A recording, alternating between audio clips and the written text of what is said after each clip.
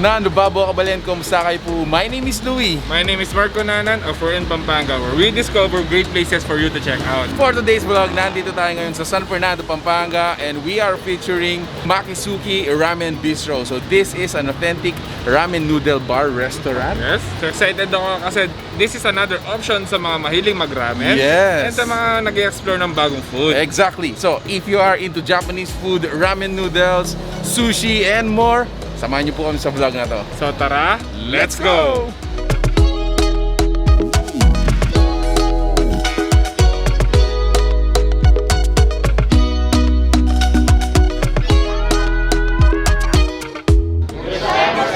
Welcome to Makisuki Ramen Bistro.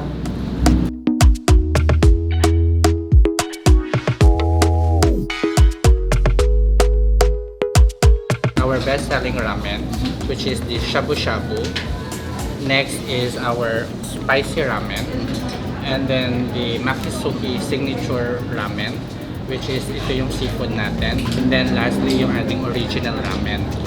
Ang pinagkaiba lang nitong apat na to, is yung sa ating Makisuki signature, no? Which is yung ating Makisuki signature is shrimp yung gamit natin.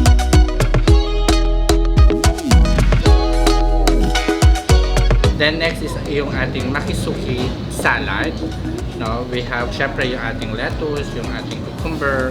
We also have the mango, and of course yung ating secret recipe, which is the salad sauce. Yes. Then we also have the shrimp tempura.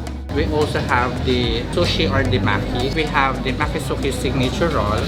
We also have the crunch cream roll. The crab and cheese roll. Plain rice lang siya with toppings of the cheese and of course the tinatawag natin na ebiko. And of course sa loob meron tayo yung crabs. No? Then the shrimp killer, best seller na tinatangkilik nila. Then of course we have our new products, which is ating takoyakis. We have first the shrimp takoyaki. No, as in yung shrimp natin is talagang shrimp siya. And then last is we also have the bacon and cheese takoyaki. So talagang bacon siya na talagang pina-fry din namin siya. We also have the regular takoyaki. Then we also have the squid takoyaki, which is yung nasa loob naman niya is the baby squid. Meron din tayong tinatawag namin na honey cheese roll. And then meron din tayo yung spider roll.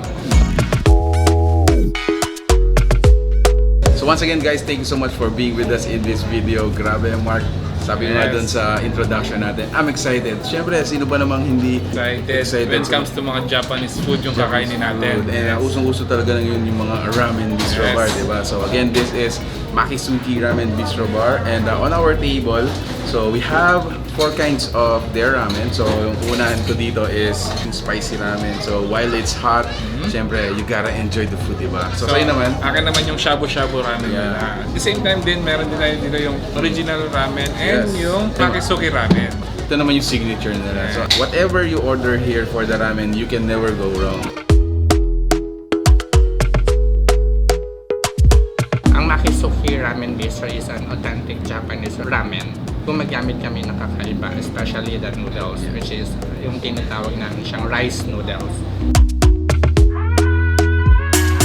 This is not the usual street food na creamy ramen. Yes. So as much as possible, they tend to be authentic. They stay true with their tagline. It's an authentic Japanese food. So as much as possible, authentic yung mga Lasa nila. Lasa, yes. Still hot, guys. It's still hot. So careful with the temperature.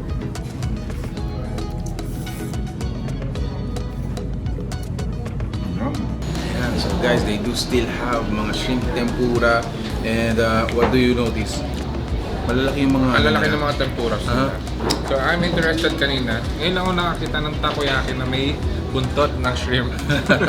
Actually, this is the shrimp takoyaki. Yes. Makikita ko talaga na fresh yung ingredients nila, lalo na yung shrimp.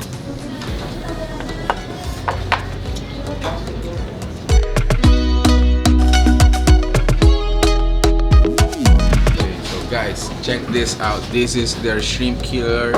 Makakatuwa dito. So you have a parang entire shrimp from the head to the tail. Ito naman gusto ko nila crunch cream roll. Actually, it's a fried roll. So, expect the crunchiness nito. Alright. Cheers.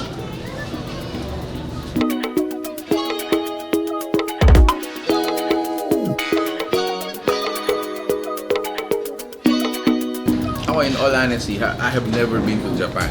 Personally, hindi ko mako-compare kung ano talaga yung Japan na ramen. No? However, dito, so as we mentioned earlier, they tend to be authentic as much as possible, really close to what is original dun sa ramen, which is these kinds of ramen. Yes.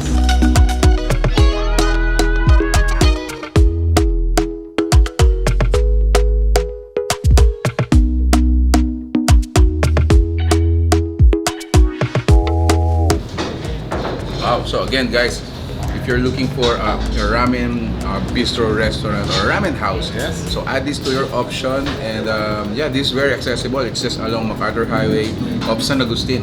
Pinaka-landmark natin dito is yung Walter Mart. Kasi So yung pinakaharap lang siya ng Walter Mart. yeah, so we won't bore you long guys. We're gonna enjoy this one.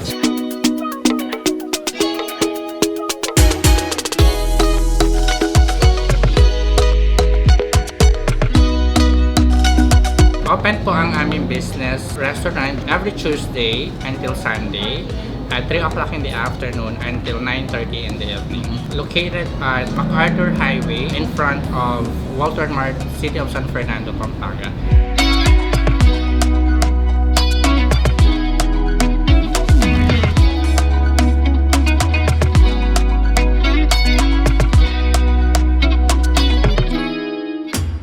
Grabe Mark, sobrang busog ko. Sobrang sulit nung mga ramen natin. Sobrang sarap. At the same time, this is another option sa Yup. mga mahilig Yup. mag-ramen. Yep.